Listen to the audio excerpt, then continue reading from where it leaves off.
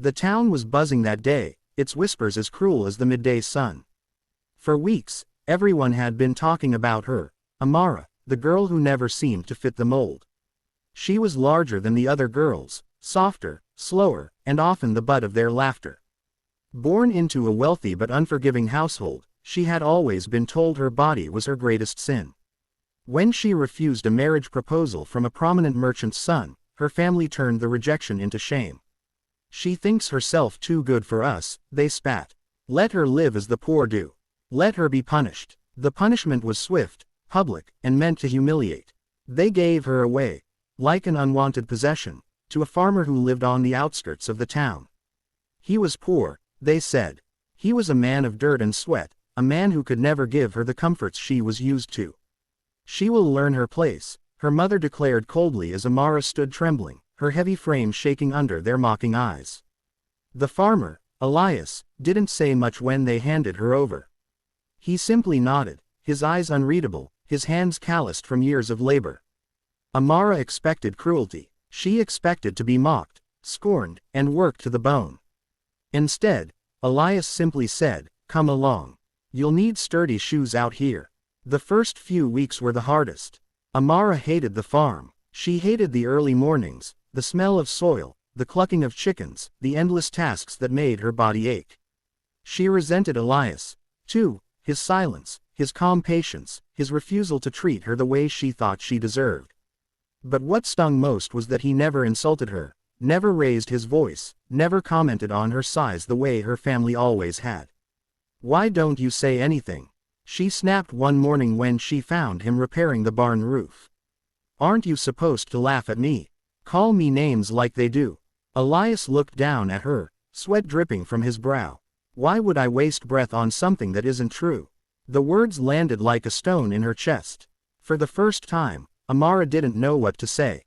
Slowly, life on the farm began to change her.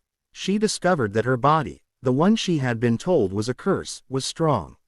She could lift heavy baskets of hay, knead dough until it was smooth, and carry water without faltering. Where others had seen weakness, Elias saw endurance. When she collapsed from exhaustion one evening, he didn't scold her. Instead, he handed her a cup of water and said, "You did well today. Tomorrow, you'll do even better." Day by day, Amara's bitterness faded. She found comfort in the rhythm of the farm, the golden light at dawn, the warmth of bread rising in the oven, the sound of Elias humming quietly as he worked. She began to laugh again, something she hadn't done in years. And though her body was still round and heavy, she carried it differently now, with a quiet pride that no insult could shake. What Amara didn't know was that Elias wasn't the poor man everyone believed him to be. Years ago, he had inherited vast lands beyond the horizon, fields that stretched farther than the eye could see. But he had grown tired of wealth and the deceit it brought, tired of people valuing him for his fortune instead of his heart. So, he left it all behind, choosing instead the simplicity of this small farm. He had accepted Amara not out of pity, but because when he saw her, standing broken, ridiculed, yet defiant in her own way, he recognized a strength that reminded him of his own journey. He knew what it meant to be judged unfairly, to be cast aside by those who never saw the truth. One evening, months after she had come, Amara found herself sitting beside him under the stars. Her hands were rough now, her skin kissed by the sun, but her heart felt lighter than it had ever been. "Why did you take me?" she asked softly. Elias was quiet for a long time. Then he said, "Because I knew they were wrong about you. And I was right." His words left her breathless. No one had ever believed in her like that. Not her family, not the town, not even herself. The truth about Elias's wealth came later, by accident.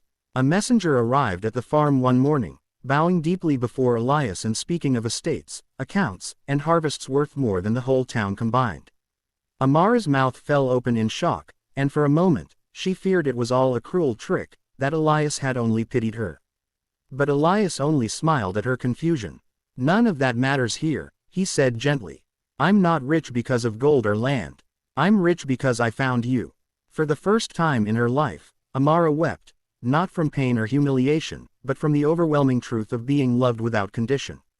She realized then that the punishment her family thought they had given her had turned into a blessing. They had tried to bury her in shame, but instead, she had been planted in soil where she could finally grow. And in that small farmhouse, with the fields stretching endlessly around her, Amara discovered that miracles often come disguised as misfortune, and sometimes, the cruelest hands of fate are the very ones that lead us home.